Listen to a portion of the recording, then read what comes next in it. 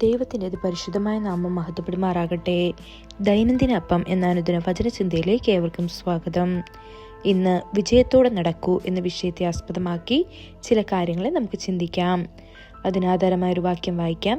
എഫേസ്യർ 6:12 നമുക്ക് പോരാട്ടമുള്ളത് ജഡരക്തങ്ങളോടല്ല, വാഴ്ചകളോടും അധികാരങ്ങളോടും ഈ അന്ധകാരത്തിൻ്റെ ലോകാധിപതികളോടും സ്വർലോകത്തിലെ ദുഷ്ടാത്മ സേനയോടുമത്രേ.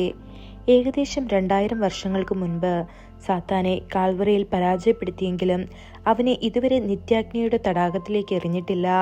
അവൻ ഇപ്പോഴും ഈ ലോകത്തിൽ ചുറ്റി നടന്ന് ആളുകളെ വഞ്ചിക്കുകയും തെറ്റിദ്ധരിപ്പിക്കുകയും ചെയ്യുന്നു. കർത്താവായ യേശുക്രിസ്തു ഈ ലോകത്തിൽ നിന്ന് പോകുന്നതിന് മുൻപ് അവൻ നമുക്ക് തൻ്റെ അധികാരവും ശക്തിയും ആധിപത്യവും നൽകി പ്രഖ്യാപിച്ചു. എൻ്റെ നാമത്തിൽ അവർ ഭൂതങ്ങളെ പുറത്താക്കും, അവർ പുതിയ ഭാഷകളിൽ സംസാരിക്കും, അവർ അവരുടെ കൈകൾ കൊണ്ട് പാമ്പുകളെ എടുക്കും, അവർ മാരകമായ വിഷം കുടിക്കുമ്പോൾ അത് അവരെ ഒരു ദോഷവും വരുത്തുകയില്ല, അവർ രോഗികളുടെ മേൽ കൈകൾ വയ്ക്കും, അവർ സുഖം പ്രാപിക്കും. ഇത് ലൂക്കോസ് 16:17-18 വാക്യങ്ങളിൽ നമുക്ക് കാണാൻ സാധിക്കും. നമ്മൾ വിവിധ അശുദ്ധാത്മാക്കളെ പുറത്താക്കാൻ വിളിക്കപ്പെട്ടിരിക്കുന്നു. നുണകൾ, ഭിന്നത, അധാർമികത എന്നിവയുടെ ആത്മാക്കളെ. ആത്മീയ ശക്തിയിലും ദൈവത്തിൻ്റെ അധികാരത്തിലും നാം മുട്ടുകുത്തി യുദ്ധം ചെയ്യേണ്ടത് അത്യാവശ്യമാണ്. അപ്രതീക്ഷിത രോഗങ്ങളോ ജീവിത പോരാട്ടങ്ങളോ നമ്മെ വലയം ചെയ്യുമ്പോൾ നാം മുട്ടുകുത്തി ഇരുട്ടിൻ്റെ ആധിപത്യത്തെ ചെറുക്കുകയും മറികടക്കുകയും വേണം. ഈ ഇരുണ്ട ശക്തികളെ നേരിടാൻ നമ്മെ ശക്തിപ്പെടുത്തുന്നത് ആത്മാർത്ഥമായ വ്യക്തിപരമായ പ്രാർത്ഥനയാണ്. പാസ്റ്റർ പോൾ യങ്കിച്ചോയുടെ ശക്തമായ ഒരു സാക്ഷ്യമുണ്ട്. ഒരിക്കൽ നിരുത്സാഹത്തിൻ്റെയും നീരസത്തിൻ്റെയും ഒരു ആത്മാവ് പെട്ടെന്ന് അദ്ദേഹത്തെ കീഴടക്കി. അദ്ദേഹം ചോദിച്ചു, ഈ ശുശ്രൂഷയുടെ പ്രയോജനം എന്താണ്?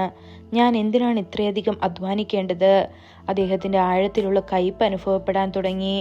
ആദ്യം ശുശ്രൂഷയോടും പിന്നീട് മൂപ്പന്മാരോടും വിശ്വാസികളോടും പോലും. ഈ ആത്മീയ അടിച്ചമർത്തലിനൊപ്പം ശാരീരിക വേദനയും ക്ഷീണവും പ്രാർത്ഥിക്കാനുള്ള കഴിവില്ലായ്മയും വന്നു. അത് തിരിച്ചറിയാതെ അദ്ദേഹം സാത്താൻ്റെ ആത്മീയ ആക്രമണത്തിന് വിധേയനായി. പ്രാർത്ഥിക്കുന്നതിന് പകരം വിശ്രമം തനിക്ക് ഉന്മേഷം നൽകുമെന്ന് അദ്ദേഹം കരുതി. എന്നാൽ ഭാര്യ അവനെ സൗമ്യമായി ശാസിച്ചു.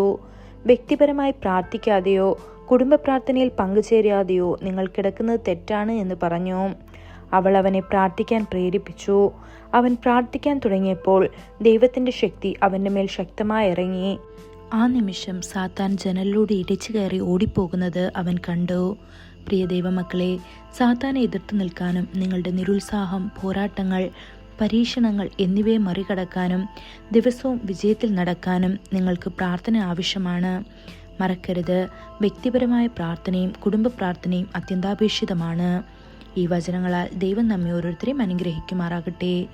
കൂടുതൽ ധ്യാനത്തിനുള്ള വാക്യം യോഹന്നാൻ 10:10 മോഷ്ടിപ്പാനും അറുപ്പാനും മുടിപ്പാനും അല്ലാതെ കള്ളൻ വരുന്നില്ല. അവർക്ക് ജീവൻ ഉണ്ടാകുവാനും സമൃദ്ധിയായിട്ടുണ്ടാകുവാനും അത്രേ ഞാൻ വന്നിരിക്കുന്നത്. ഇന്നത്തെ ബൈബിൾ വായന രാവിലെ സങ്കീർത്തനങ്ങൾ 43, 44, 45 അധ്യായങ്ങൾ. വൈകുന്നേരം അപ്പോസ്തലപ്രവൃത്തികൾ 27 27 മുതൽ 44 വരെയുള്ള വാക്യങ്ങൾ. ആമേൻ.